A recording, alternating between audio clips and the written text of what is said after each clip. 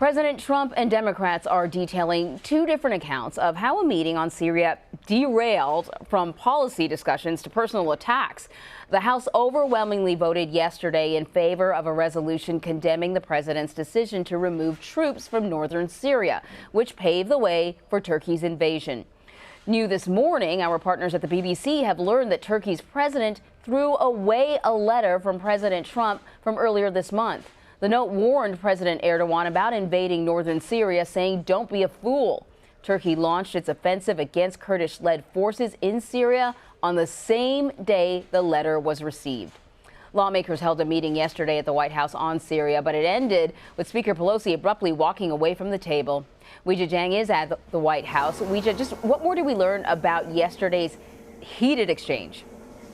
Well, good morning, Anne-Marie. We know that, as you mentioned, these two sides are painting very different pictures. Democrats say the president lost his cool and he was visibly shaken up because the House passed that resolution condemning his decision to pull those troops out of Syria. But the White House says the Democrats just wanted to leave early so they could come out here and whine to the press instead of work with their colleagues.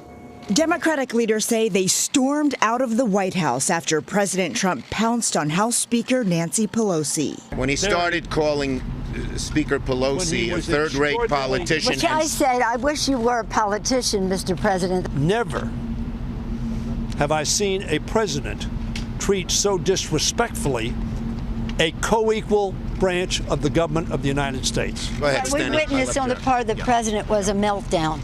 Sad to say. Democrats say the president called out, "See you at the polls," as they walked out. Republicans said Pelosi warned the president to watch what we do. After the meeting, Mr. Trump tweeted a photo of the confrontation with the caption, "Nervous Nancy's unhinged meltdown." Seemingly unbothered, Pelosi responded by making the photograph the background shot of her Twitter profile. She storms out of another meeting, trying to make it unproductive. Lawmakers on both sides have slammed President Trump for pulling U.S. troops out of Syria, leaving Kurdish allies to fight the Turkish military alone. I want to express my gratitude to the Kurds. I'm sorry that we are where we are. The Kurds are much safer right now, but the Kurds know how to fight. To suggest the Kurds are safer is really delusional. Trump ally Senator Lindsey Graham repeatedly called it the biggest mistake of his presidency. It will be to our shame and to our national security detriment, and Trump will own the reemergence of ISIS. And if you think they're just coming after Europe and they don't represent a threat to the United States, you're sadly mistaken. All right, Weijia. So the Democrats say the president was having a meltdown. I think a little later on, Nancy Pelosi suggested that we should all be concerned for the president's health. She did not say mental health, but she did say we should be concerned for his health. How is the White House describing what happened yesterday? Well, the White House says President Trump was measured and factual and decisive in that meeting, and that the Democrats came here with no intention of listening or contributing to matters of national security. But what's interesting is the president used that very argument against Pelosi. So now you have them exchanging the exact same insults. He tweeted that she was a very sick person and that she needed help and for everyone to pray for her. And so they are two sides, but offering the same accounts, which when you break it all down, they're both saying that the other person is crazy.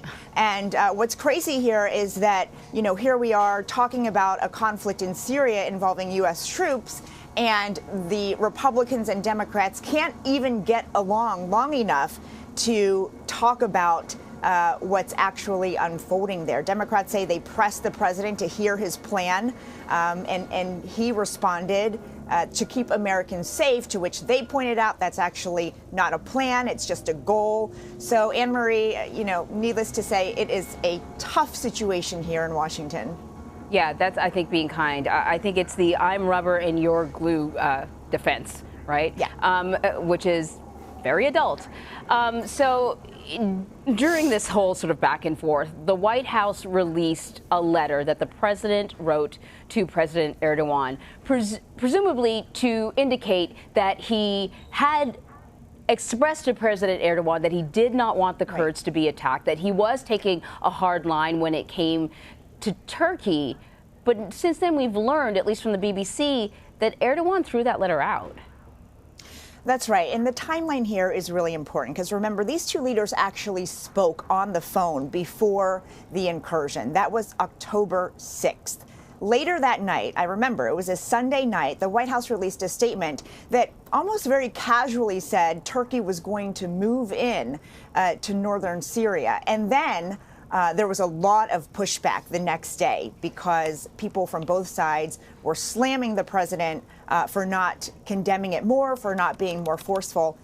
Fast forward to a few days later, October 9th. That's when this letter was dated. And Democrats in the meeting tell CBS News that clearly the president wanted to show that he was forceful.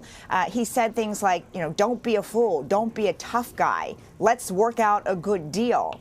But they also point out that, as you mentioned, Turkey invaded anyway. So in the end, it actually made the president look weak because he seems to think that, whatever he says is going to be the final word. And clearly in this case, President Erdogan didn't care. And he continues to brush off any concerns that President Trump is expressing. The administration launched very crippling sanctions against Turkey, and Erdogan said, I'm not going to stop this military offensive until the Kurds leave the area. And so, I think President Trump is very quickly realizing that he can't just conduct foreign policy in this way by using tough words. And, I know we're going to continue to talk about this later on in the day, but as I understand it, when it was released, some members of the press corps weren't even sure if it was, because it was sort of leaked, if it was the real thing because of the way it was written. Right. Well, I will say it was very obviously President Trump's own words.